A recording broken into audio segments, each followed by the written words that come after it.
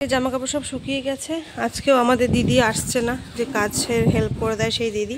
তো আজকেও এই ধুতে হলো আমাকে, মানে কালকে শিলিগুড়ি যেগুলো পরে গেছিলাম সেগুলো সিম্বার কয়েকটা সমস্ত ধুয়ে দিলাম। ওই যে সিম্বার একই কাণ্ড, এখানে আসা মানেই জল দিয়ে এই খেলা, এই কাণ্ড করবে, জল দিয়ে এখন খেলবে। আর আজকে এখানে মারাত্মক হাওয়া হচ্ছে, মানে রোদ আছে কিন্তু মারাত্মক হাওয়া। তোমাদেরকে আমার ছাদের গাছগুলো দেখিয়ে দিই। এই দেখো, এটারও খুব খারাপ অবস্থা। তুলসী গাছটা একদম শেষের পথে, এগুলো সব শুকিয়ে মরে গেছে গাছ। এই বেলি ফুল গাছটারও একই দশা, এত কুড়ি, কিন্তু কুড়ি শুদ্ধ সব ফুল শুদ্ধ শুকিয়ে শুকিয়ে গেছে, এরকম অবস্থা জলের অভাবে আর কি। গোলাপের কুড়ি আসছে, শুকিয়ে গেছে। এখানে তো আমার অ্যালোভেরাটা, এত শখের অ্যালোভেরাটা, যাতা অবস্থা। কুন্দ ফুলের গাছটা মার কাছ থেকে নিয়ে আসছিলাম, এই জলের অভাবে এই অবস্থা, সব জলের অভাবে শুকিয়ে শুকিয়ে গেছে। আমি তো দুদিন আছি, জল দিচ্ছি, জানি না ঠিক হবে কি না। বেল গাছে বেল আছে এখনও আরও অনেক, এগুলো পড়ে যাবে। নতুন মানে বেলের নতুন ফুলও চলে আসছে, আবার বেল পাতাও হয়ে গেছে কচি কচি। Hello everyone, welcome back to our new blog. Good morning বলা যাবে না, অলরেডি 12টা হয়তো বেজে গেছে। তোমরা সবাই কেমন আছো? আশা করছি ভালো আছো, আমরাও ভালো আছি। আজকে আমরা আবার কোচবিহার ফিরে যাব। তো এখানকার যা যা কাজকর্ম আছে সব কিছু শেষ করে চলো কোচবিহার যেতে যেতে তোমাদের সঙ্গে কথা হচ্ছে। করো, উঠে আছে, টয়লেট করেছো, জামাটা ঠিক করো, উঠে আছে। ওগুলো নিও না, ওগুলো নিও না, টান দিও না, পড়ে যাবে। ব্যাস, সিম্বা রেডি, আমিও রেডি, সব কিছু এই যে এরকমভাবে ঢেকে ঢেকে দিয়েছি। আর পদত সমস্ত টেনে দিয়েছি। এবার বেরোবো, আমাদের ট্রেন 5:30 6টার দিকে হয়তো ট্রেন। সিম্বার পাপা জানে, আমি ঠিক জানি না।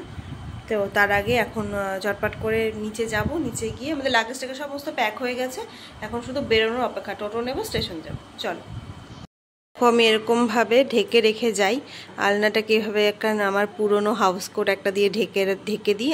ড্রেসিং টেবিলটা ঢাকতে পারি না, কারণ আর বেডশিট নেই। দুটো বেডশিট দিয়ে ভাবে করে খাটটা ঢাকি, পাশ তো ফাঁকা থাকেই, তাও যতটা সম্ভব ঢাকা যায় আর কি। বাই বাই ঘর, আবার কিছুদিনের জন্য চলো কোচবিহার। স্টেশনে বা ট্রেনে আর ভিডিও করতে পারিনি, অসম্ভব ভিড় ছিল, ফোন বের করে ভিডিও করা মানে পসিবল হয়নি।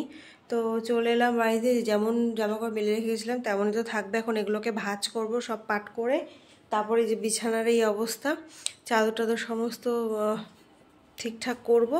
আর আমাদের ডিনারটা বাড়ি থেকে নিয়েই এসেছি, যার জন্য কোনো অসুবিধা হবে না। এই যে টেবিলের উপর রাখা, তো খেয়ে নিতে পারবো। শুধু ভাতটা আমি এখন করব, ব্যাস। আর যে সিম্বা বসে আছে এই যে, আর আমার দাঁড়াও, ব্যাস আমি একদম বিছানা ঠিক করে নিলাম। এখন সিম্বা শোবে, এখানে আমি শোবো, কারণ ওর বাবা ওই ঘরে শোয়, আমার সব একদম কমপ্লিট। ভাত বসিয়ে দিলাম, এদিকে দুধ জাল বসিয়ে দিলাম। আর এই দেখো আমার পার্সেল, বললাম যে এটা তো ছিলই, আর এটা পার্সেল এসছে, আনবক্সিং করে দেখাবো। তার আগে আমি এই বিছানাটাকে ক্লিন করব। যেটা নিয়েছিলাম